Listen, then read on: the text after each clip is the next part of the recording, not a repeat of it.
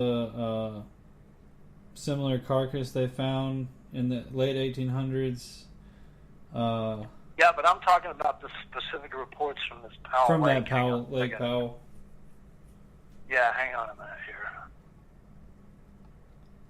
Yeah, and it says on that the rare ecosystems of dune lakes are only found in the Florida Panhandle, Madagascar, Australia, and New Zealand. So that's pretty cool. Well, here's what it says. This is from a Geology of Florida book. It says, Powell Lake has the distinction of having its own lake monster, a small Loch Ness type creature complete with long neck, large head, rounded flippers, and a strange dorsal fin. Last seen in 1959 and associated with sightings of sharks and other animals, the creature of Powell Lake fortunately lives on in our imagination, if nowhere else. So, yeah.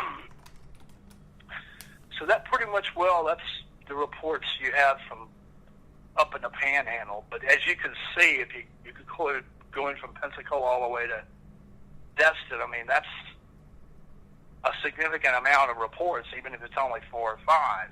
Mm-hmm. From so small an area, so. Yeah. And if you go over to the east coast of Florida, there are a whole lot of sightings in the St. Johns River, mm-hmm. which runs most of the length of Florida. It comes in at Jacksonville, Florida, which is about 60 miles south from the Altamaha River, and the same type of creatures are being reported. Yeah. So the fact that the Altamaha River and the St. Johns are so close together, yeah, makes me wonder if it's not the same animals coming and going. Could be. Yeah.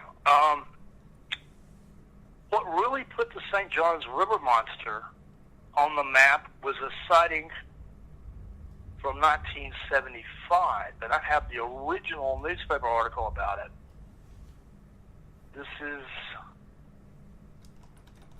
a Jacksonville paper from June 5th, 1975. Let's see here.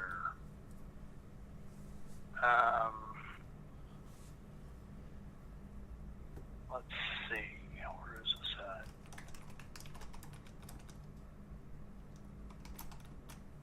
It was during a fishing expedition on the Abrams new boat.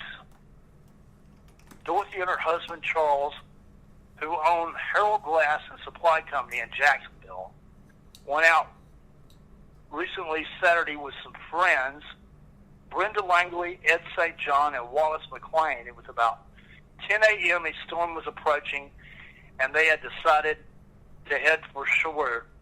The motor caught, the boat turned, and there it was. And this is the description.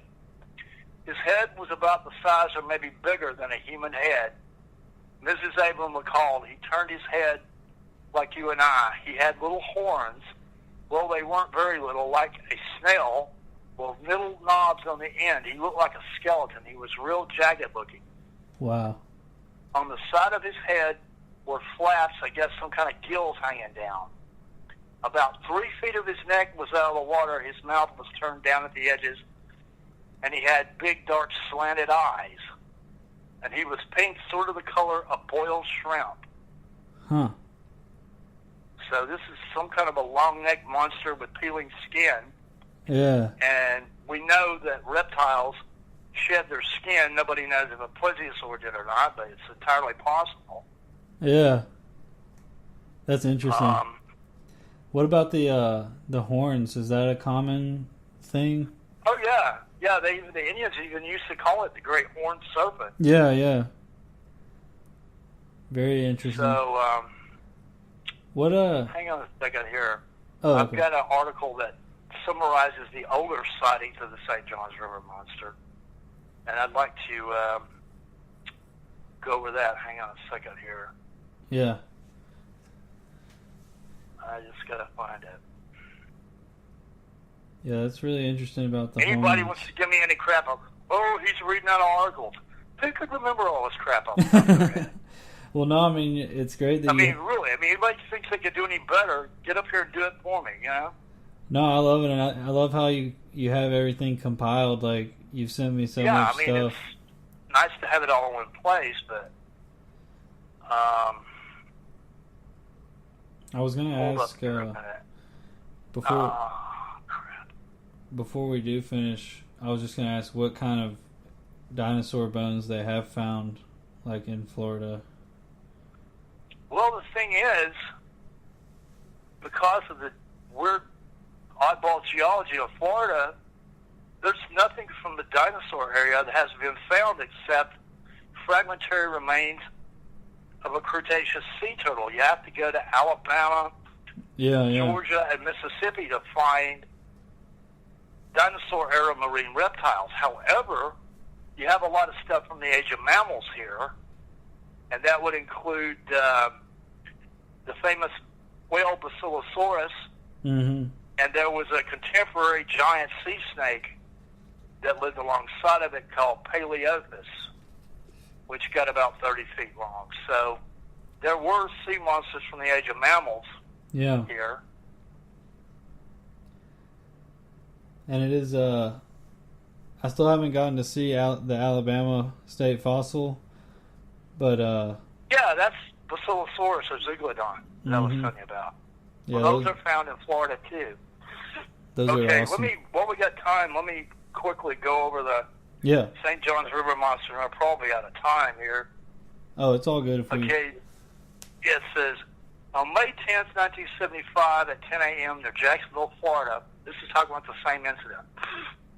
A boat carrying 5 people down the St. John's River came across an unknown creature. The passengers of the boat stated that what they saw had been much like a dragon with a long neck. It raised its head out of the water quickly and was gone just as fast. The 5 individuals clearly saw the creature only 20 feet away and were left stunned. But this wasn't the first time the creature made itself known. As far back as the mid-1950s, the St. John's River monster had been giving a shock to local fishermen and residents of the area. Between 1955 and 1961, there were a considerable amount of sightings of the river monster. A majority of the sightings took place between Astor Park and Lake Monroe, which Lake Monroe is just an enlarged portion of the lower part of the St. John. It says, one witness claimed that he saw the monster out of the water near the edge of the river. He stated that it was eating the large plants growing closer to the water. As the monster moved around, it left a flat and smashed path of vegetation below it. It also easily crushed brushes and moved a considerable amount of earth. Another sighting came from 2 fishermen out on the St. John's River. The 2 men claimed to be sitting on a boat when a great bubbling came up from the water beneath them. Suddenly, the bubbling turned into a great force, and the boat was almost flipped over. In the 60s, a young woman by the name of Mary Lou Richardson was out boat hunting with her father and friend near the St. John's River. When the trio got close to the river's edge, Mary noticed something large swimming through the water and brought it to the attention of her father and friend. All 3 witnesses stated that the creature had an extremely odd-looking animal with a large flat head sitting up on a somewhat long neck. The creature looked almost like that of a dinosaur. During the same day, 4 other separate groups of people sighted the exact same-looking creature in the same stretch of river, originally seen by Miss Richardson. This sighting was later retold to famous cryptozoologist Ivan T. Sanderson, who then read an article about the whole thing for the magazine Argosy. The clearest description of the river monster came from one of the 5 boaters in 1975. Dorothy Abrams said that the monster looked almost like a dinosaur, but that its skin was pulled back so tight that you could see almost all of its bones. The head, which sat on top of a 3-foot-long neck, was almost the size of a full-grown man's, and sitting on top of it were 2 snail-like horns that each had a little bone-like knob at the end. On each side of the head, there were flaps of skin that hung down over what appeared to be gills. The mouth was large and was turned downward, and the eyes were slanted and very dark. The skin was almost pink in color, much like that of a boiled shrimp. And it is this defining feature that gave the St. John's River monster its new nickname, Pinky. Yeah. So there you go. That's we got about 5 minutes left, 3 minutes left, I don't know. Yeah, we got about 5 minutes. So, have you heard about a lot of other sightings of creatures like that are like pink like that, or? No, actually, no. Yeah. But there are reports of people seeing sunburned manatees with peeling skin. Yeah, so maybe it's... And there are oddball occasional alligators with albino coloration, and some are even orange. Yeah. So I don't know, you know.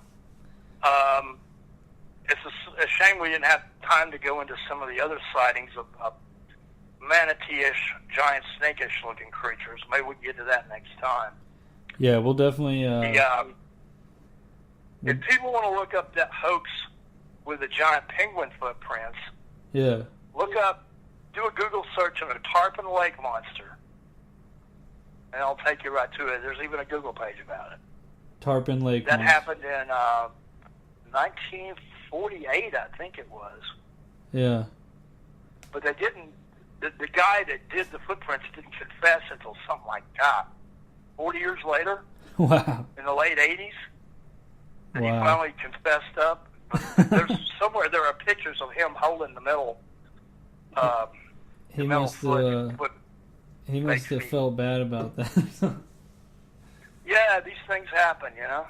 So go ahead and tell everyone any pages you want to promote or anything that you want to.